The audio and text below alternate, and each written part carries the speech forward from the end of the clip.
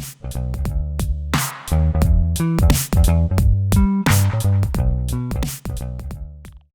I'm Kevon Owen, and this is Shawn Maguire, and we're both counselors. And what happens a lot of times is a lot of men come and see us, a lot of dads come and see us because, well, they're feeling a little distant from their children or having trouble building those meaningful connections with them. So, Shawn, how do we help a dad to connect with their kids? You know, there's a lot of ways, and one of the elements that I see most dads coming in, they struggle with, is they work all day and then they come home and they've typically given their best to the people at work, if they have a business, to their employees, and they come home drained, exhausted, and most dads just want to relax. They want to sit on a chair, they want to scroll through social media, watch TV, or do some project to kind of decompress. And so one of the solutions that I propose to people when they come in like that is to have a transition time where either you change clothes, you may take a walk, you have some space between work and home where you can really decompress, and that looks different for all of us. For me, always changing. Like, changing was such a big deal. From whatever I wore to work, even if it was something like this that's stretchy and comfortable, I would still change to something else just to help me transition mentally. And it's actually a physical move towards a position I want to live in, and moving from work guy to dad.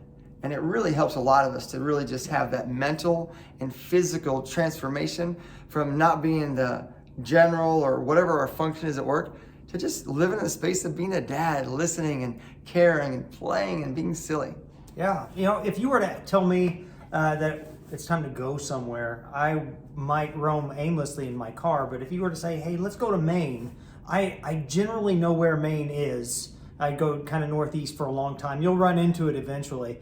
Knowing where you want to go, knowing that you want to be closer than your kids, because I think nobody wakes up and says, I want to be distant from my kids. Sure. I want to have a relationship that's not connected. No, they drift that way. They're not intentional about it. So setting a plan in your mind, I'm going to make this time intentional time to be close to my kids. That's really good. And also have activities that you like to do together.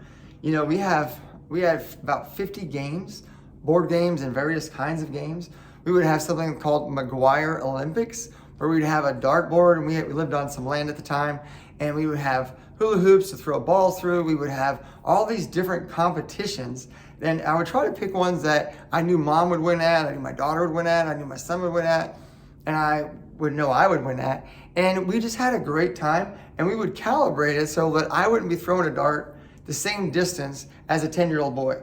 I wouldn't be throwing a football, or I wouldn't be doing one of the things. We would calibrate it so each person could function well, and it would be more of a fair competition. But the whole point is to enjoy moving together through life and to enjoy activities together. Because what we know about activities, if they're the right ones, they give opportunity for relationship building.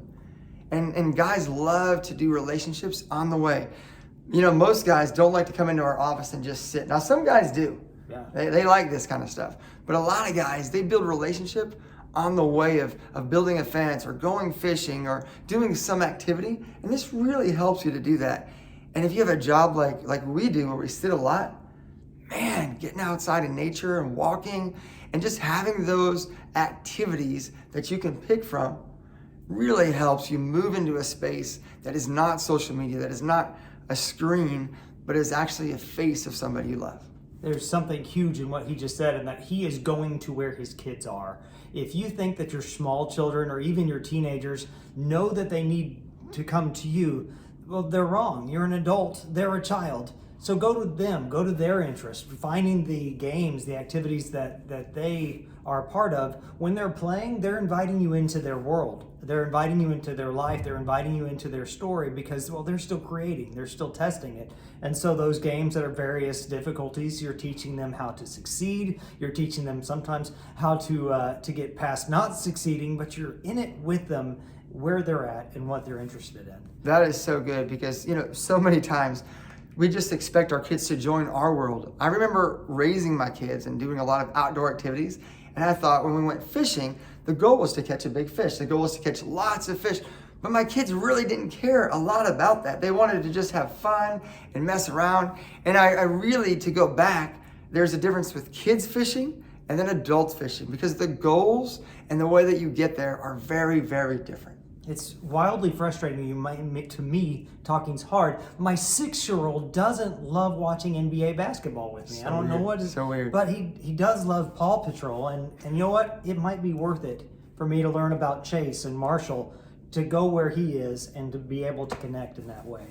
So guys, I hope you've heard. These are just a few recommendations to start stepping towards a more intimate relationship with your family, with your kids, and doing it in a way that is not just complete total self-sacrifice and dying on the cross and this is the hill that you've got to die on, but is actually incorporating how you're wired in your DNA and inviting them into that, and then finding activities together that can build the relationships that you all want to be a part of.